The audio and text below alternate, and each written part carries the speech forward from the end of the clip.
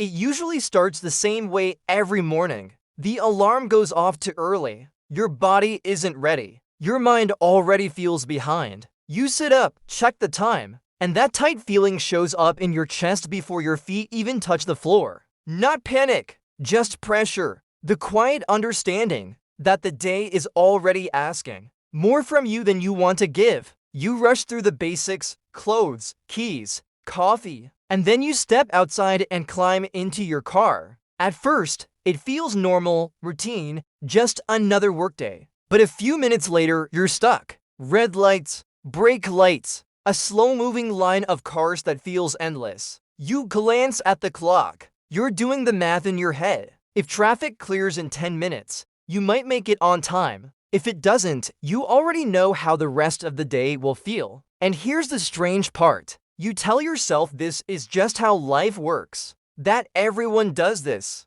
that this is the price of having a good job, that this is what being responsible looks like. But what if that belief is quietly costing you far more than you think? What if your job isn't just paying you less than you deserve, but actually taking money from you every single day? Not in a dramatic way, not in a way you'd notice all at once, but slowly, invisibly, almost politely, because no one ever sits you down and says, by the way. Instead, it's framed as normal, expected, unavoidable. You're told to focus on the salary number, the title, the idea of stability. And if you feel exhausted or broke despite doing everything right, you assume the problem must be you. You didn't budget hard enough. You didn't work hard enough. You didn't make smart enough choices. But what if the problem isn't your discipline? What if it's the distance between where you live and where you earn? Here's a question most people never ask themselves. If your job pays you for 8 hours a day,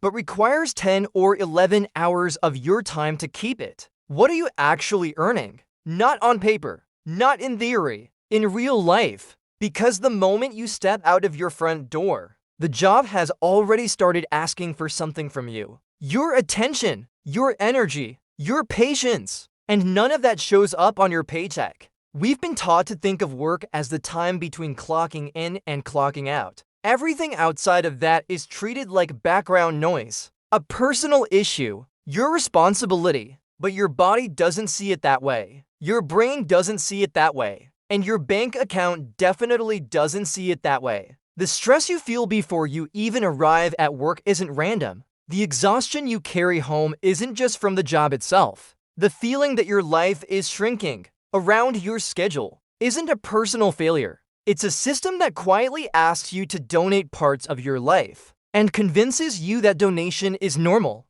That traffic jam you're sitting in, it's not just stealing your time. It's reshaping how you spend money later that day. It's changing how you make decisions. It's narrowing the margin you have to think clearly. And over time, those small changes add up to something much bigger than inconvenience. They add up to lost freedom. That the discomfort is temporary. That the long commute is a phase. But what often happens is the opposite. The job gets slightly better on paper. The commute gets longer. The exhaustion gets heavier. And the gap between effort and reward quietly widens. You don't notice it at first. No one does. Because the costs don't show up as one big expense. They show up as 100 small ones. A little more spending because you're tired. A little less energy for things that matter. A little more stress that makes everything feel harder than it should. Until one day, you look at your life and think, I'm working so hard. Why does it still feel like I'm barely keeping up?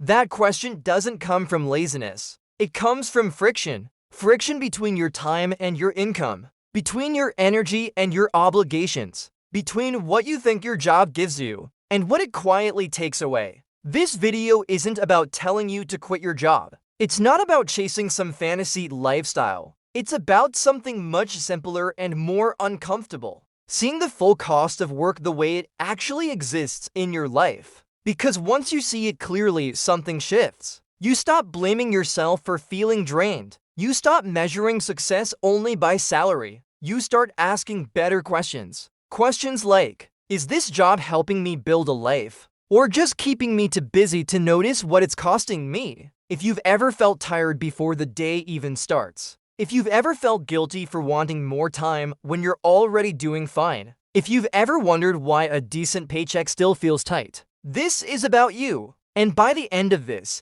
you may never look at your commute the same way again. Let's slow this down and talk about what your days actually look like. Not the highlight reel. Not the version you describe when someone asks, "How's work?" The real version. You wake up earlier than you want to. Not because you love mornings, but because you have to build a buffer. A buffer for traffic. A buffer for delays. A buffer for things going wrong before the day even officially starts. Your morning doesn't feel like yours. It feels rented. There's always that low-level urgency in the background. Even on calm days, your mind is already tracking time. How long until you need to leave? Whether you should skip breakfast to stay on schedule. When you finally get into the car, you're not relaxed. You're bracing.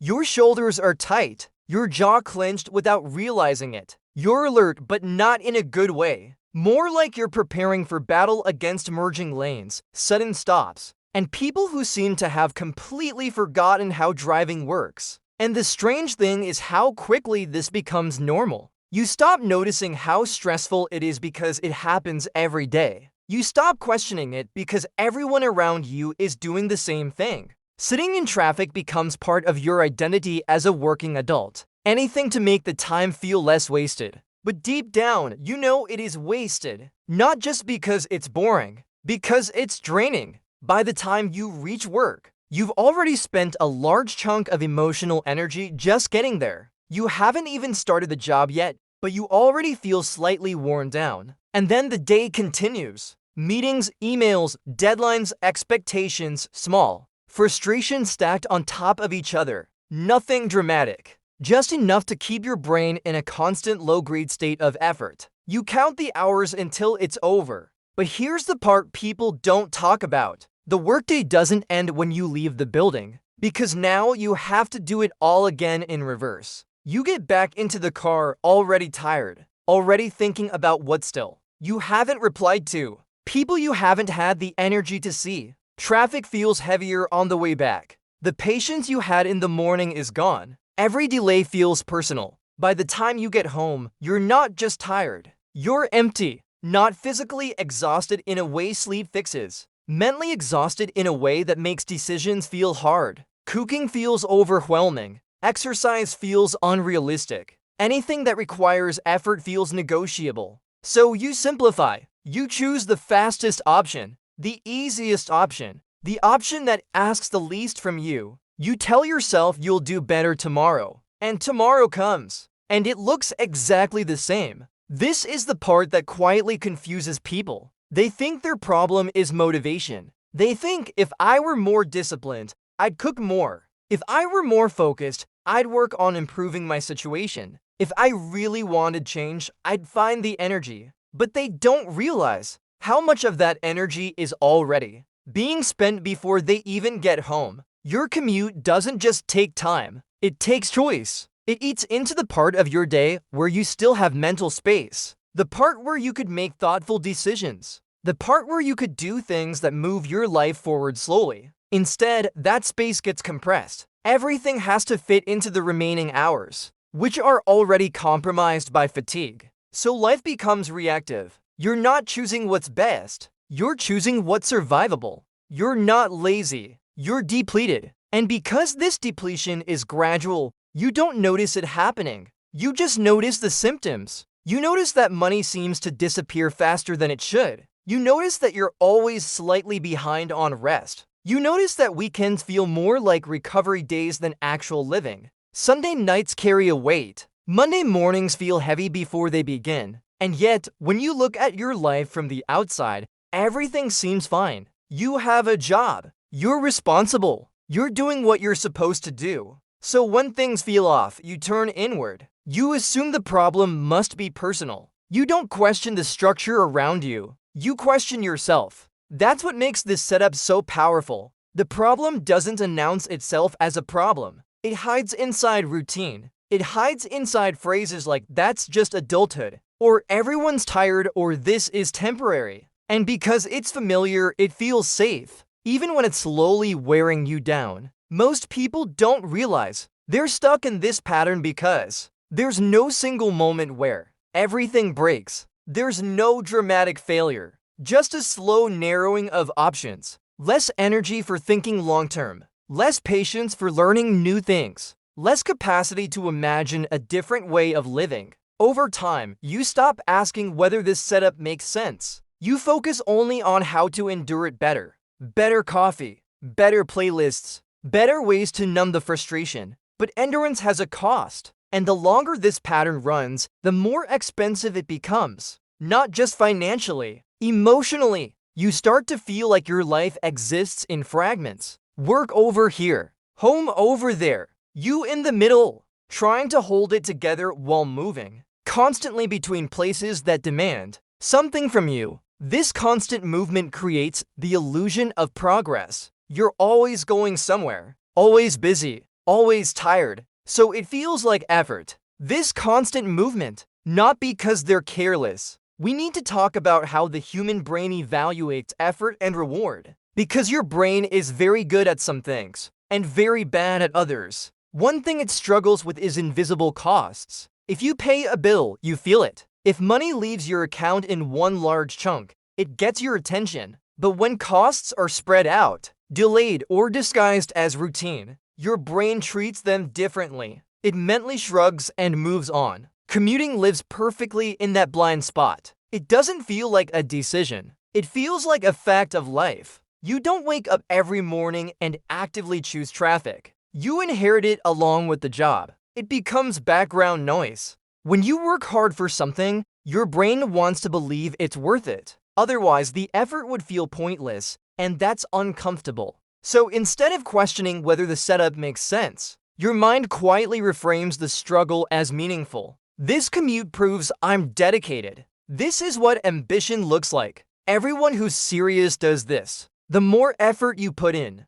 There's also the salary illusion. Your brain loves that clarity. It sees income as something solid and concrete. Gas here, food there, stress everywhere. Because those costs don't arrive with a single label that says job expense, your mind doesn't connect them back to the work itself. You don't think this exhaustion is part of my compensation package. You think I'm just tired. Another psychological trap is comparison. You look around and see other people doing the same thing. Sitting in traffic, complaining about mornings, counting down to weekends. That creates a powerful sense of normalization. If everyone is tired, then being tired must be normal. If everyone hates commuting, then hating it must be part of adulthood. But normal doesn't mean healthy, and common doesn't mean harmless. It just means widespread. There's also a deeper emotional layer here. For many people, the job isn't just a source of income.